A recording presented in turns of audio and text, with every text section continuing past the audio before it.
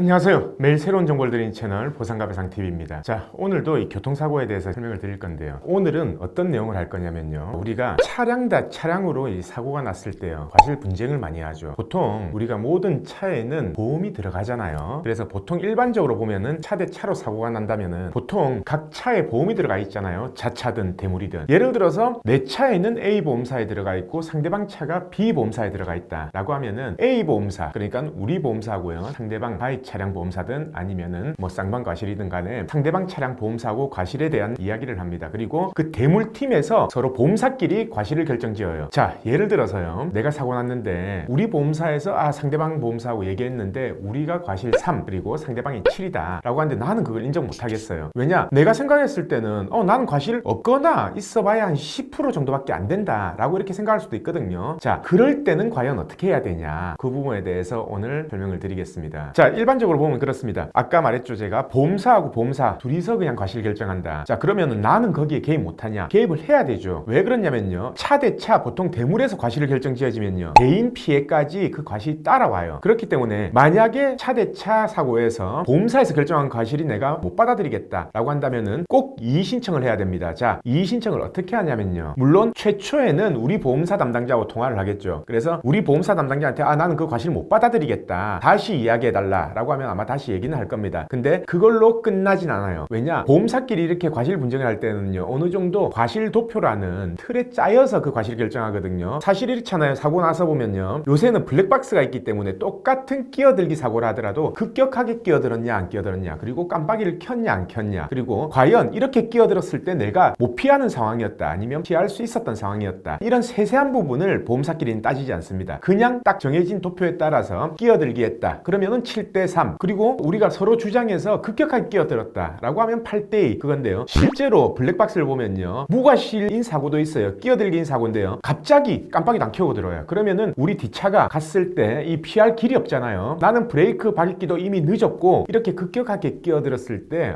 이거는 누가 운전하더라도 못 피하는 사고다, 불가항력적인 사고다, 그렇게 판단된다면 끼어들기 사고라 하더라도 무과실을 주장해야 되거든요. 자, 근데 그거를 우리 보험사한테 아무리 말해봐야 상대방 보험사하고 얘기가 안 된다라는 거죠. 그러면은 그때 어떻게 해야 되냐? 자, 여러 가지 방법이 있는데요. 그 중에 첫 번째 방법은 뭐냐면, 자, 우리 보험사한테요. 분심이 넣어달라고 하는 겁니다. 분쟁심의위원회를 넣어달라고 하는 거거든요. 근데 여기에는 문제가 있어요. 그 문제가 뭐냐면요. 분심위에 한번 넣게 되면요. 시간이 한 3달, 4달까지 걸립니다. 자, 그러면은 아직 분심위에 들어가 있을 때는 이 과실에 대해서 정확하게 나온 게 아니잖아요. 그렇기 때문에 그게 합의가 안 될 수가 있다는 거예요. 내 대인 합의조차도. 물론 경상진단 같은 경우에는요. 어차피 상대방 대인 팀에서 그럼 원하는 과실이 얼마냐 라고 해서 뭐 1, 20% 차이는 어차피 2, 3주 염자 진단에서는 큰 영향을 못 미치거든요. 그래서 합의하는 경우도 있지만 조금 크게 다쳤다, 약간의 후유장애가 남는다 라는 사고에서는 과실 확정이 안 되기 때문에 이 대인 배상에서도 보상을 늦게 받을 수도 있다 라는 점은 알고 계셔야 됩니다. 그래서 첫 번째 방법은 분심위로, 자동차 분쟁심의위원회로 신청해 달라고 해서 그 분심위의 판단을 받아보는 경우가 있고요. 두 번째는 뭐냐면 우리 보험사한테 상대방 보험사랑 대물에 관해서 소송을 해달라 이렇게 요청하시면 됩니다. 자, 그러면 보험사끼리 소송을 해요. 어차피 대물 사고기 때문에 소액재판이거든요. 소액재판도 그렇게 시간이 오래 안 걸려요. 재판 한 번 정도. 자, 이런 사고에서 서로 보험사끼리 이제 블랙박스를 제출하겠죠. 그러면은 재판부에서 보통 이렇게 판단을 합니다. 자, 누가 가해자고 누가 피해자다, 그리고 과실은 몇 대 몇이다 라고 이렇게 소액재판에서 판단을 해요. 자, 근데 여기서도 문제가 뭐냐면 소액재판부는요. 일반 우리가 민사 단독재판부와는 달리 사건이 엄청 많습니다. 재판부 한 개 배당되는 사건이요. 그렇기 때문에 되게 자세하게 심리하지 않아요. 자, 이걸 가지고 막 재판을 두세 번 잡아가지고 정확하게 가면 과실을 판단해보자 이런 건 아니고요. 어차피 이 재판부에서도 이때까지 대법원 판례들이 있을 거 아닙니까? 그 판례들을 참작해서 갑자기 끼어들었다, 급격하게 끼어들었다 안 끼어들었다, 깜빡이를 켰다 안 켰다, 그리고 피할 수 있었다 없었다, 이 부분을 조금 더 면밀하게 판단을 해서 기존 과실이 예를 들어서 7대3이었다 라고 한다면 재판부에서